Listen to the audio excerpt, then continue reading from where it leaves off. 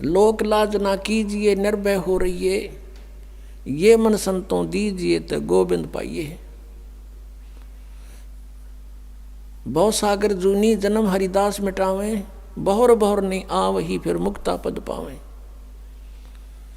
ऐसे हरिजन संत हैं संगत नियत की जय, इस झूठे जग की लाज में ना ही चत दीजिए।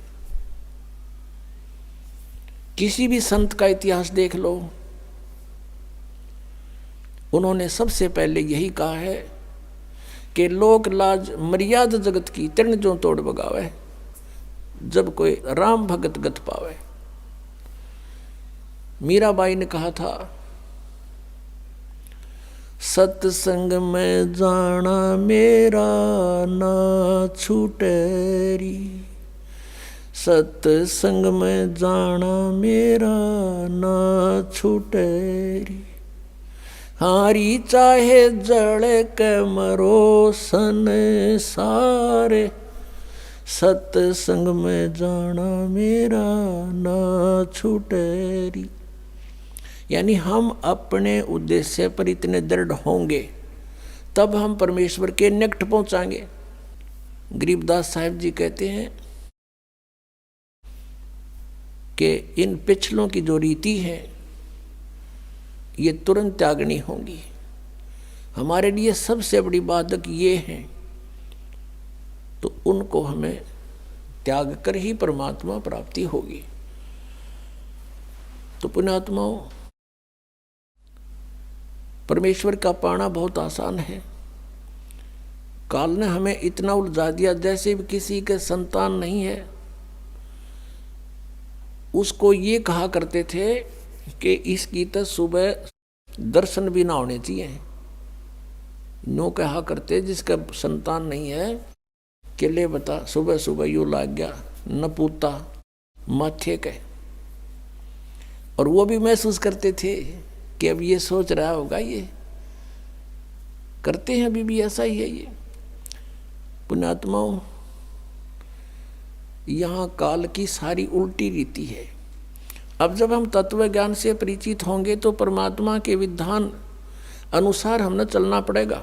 लोकलाज की परवाह नहीं करनी होती। कबीर साहब कहते हैं, मात पिता सुख स्त्री आलस बंधु कान, और संत मिलन को जब चले ये अटकाव आण, इनका अटकाया अटके नहीं, और संत मिलन को जा कह कबीर सो संत है आवागमन नसा।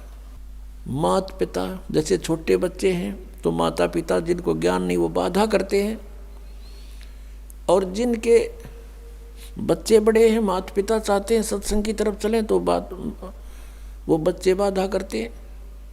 किसी की पत्नी बाधा करती है, किसी का पति बाधा करता है, कहीं बंधु कान यानी लोक लाज। तो परमात्मा कहते हैं कि इनका अटकाया अटके नहीं, इनका रोका रुके नहीं, और संत मिलन को जा कह कबीर सो संत है फिर आवागमन नशा। तो पुण्यात्माओं, सत्संग माने से ज्ञान होता है जैसे जिसके संतान नहीं है। परमात्मा के विधान अनुसार वो सबसे उत्तम पुरुष है यदि उसको भक्ति मिल गई तो।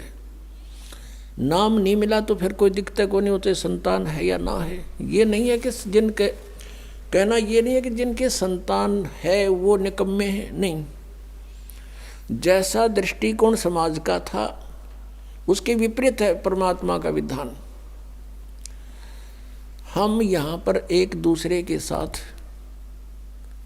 संस्कार वश जुड़े हैं, और जब भी जिसका संस्कार पूरा हो जाएगा तुरंत यहाँ से चला जाएगा, चाहे उसका कितना ही जरूरी आवश्यक कार्य शेष हो। आपको खूब पता इस बात का। तो ऐसे किसी के पुत्र युवा मर जाते हैं। एक व्यक्ति ने अपना पुत्र पढ़ाया, खूब शिक्षा ग्रहण कराई उसको, और इंजीनियरिंग की डिग्री कर ली, और उसको पोस्ट भी प्राप्त होगी, नौकरी भी प्राप्त होगी। विवाह का समय रख दिया, विवाह से 3 दिन पहले एक्सीडेंट में मृत्यु होगी। अब इकलौता पुत्र था, अब क्या कहें, अब रो रहे हैं टक्कर मार के बेचारे।